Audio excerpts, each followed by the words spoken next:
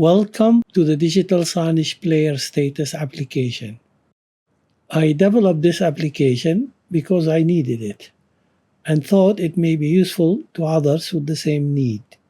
If you ever need to monitor the status of your or your customer media players without accessing the digital signage software backend or CMS, this is the application for you.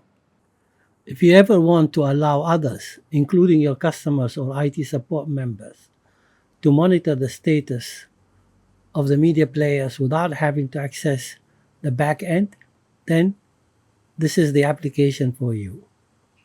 And best of all, it's free of charge. Log into your interface account.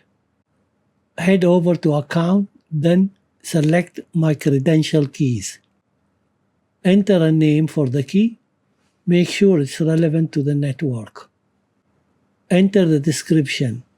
This is optional. Select the Share and Deploy API key and click on the Create button.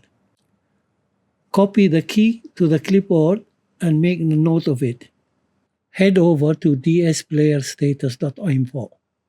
Click on the Login button. If you are new, click on the Sign Up link. Enter your email or any email. Any valid email format will do.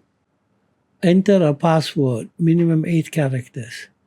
The app will send email authentication when you sign up and reset the password. Click on the Sign Up button. Click on the Profile menu. Enter your first name, last name, and company name. Click on the Update Profile button. You may also change your password here. Click on the Network Name menu at the top. Enter a name for the network. Paste the following URL. Enter the API key. Click on the Add Network button. Repeat this if you have more than one network. A maximum of 3 are allowed.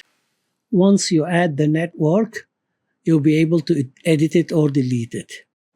Click on the Fetch Info menu. Select the network and click on Fetch. You will see a table with all the players in the network. In this example, you will see more than 30 players. You can sort the list by any of the columns. You can search the list by player nickname, status, or experience name. You can also filter the list by tags. You can download the report or the list as PDF or CSV.